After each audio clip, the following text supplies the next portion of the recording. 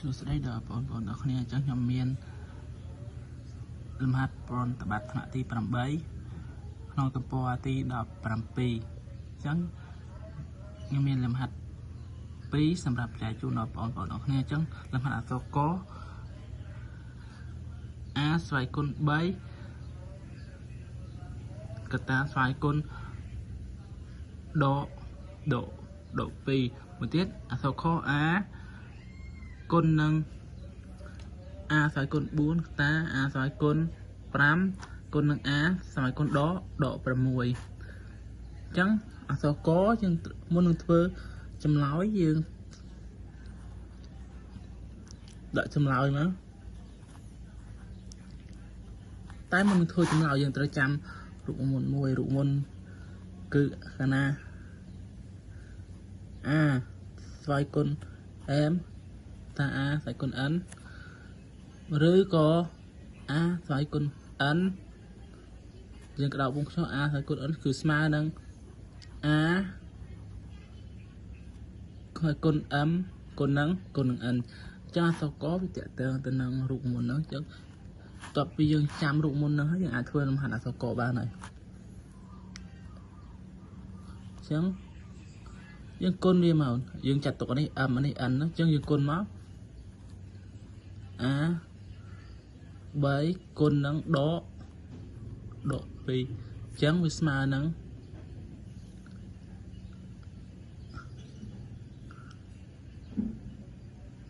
A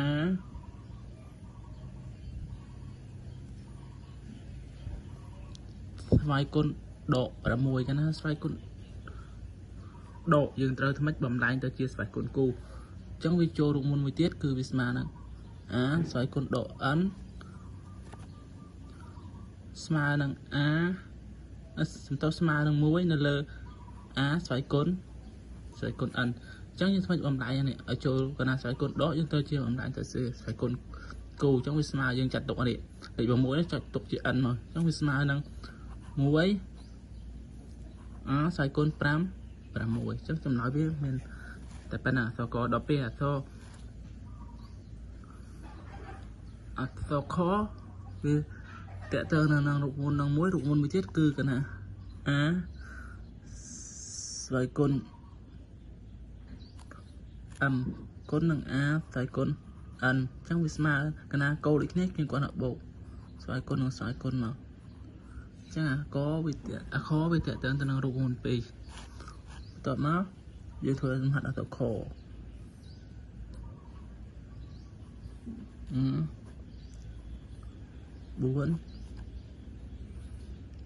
គុណនឹង A ស្វ័យគុណដក6បន្ទាប់មកនេះយើងគុណអានេះមកចឹងយើងថ្មិចបំលែងឲ្យវាចូលរូបមន្តនេះមកណានេះចឹងវាស្មើ A ស្វ័យគុណ25គុណនឹង4 20គុណនឹង A ស្វ័យគុណដក6ចុះមកវាចូលរូបមន្តនេះណាកូដូចគ្នាគេគាត់បូកស្វ័យគុណនឹងស្វ័យគុណមកអញ្ចឹងយើងចាត់ទុក A បើយកចេញទៀតអានេះ1ស្វ័យគុណ1បូកនឹង20ដកនឹង6ព្រោះអីនេះវាត្រូវជាបូកប៉ុន្តែយើងបោះសញ្ញាដកមកវាទៅដកអញ្ចឹងយើងស៊ីសងបាន A ស្វ័យគុណ21ដក6អញ្ចឹងវាស្មើនឹង A ស្វ័យគុណ10 15ស៊ីសងឃើញ15អញ្ចឹងចម្លើយប្រតិបត្តិទំព័រទី17ចម្លើយវាមានតែប៉ុណ្ណឹង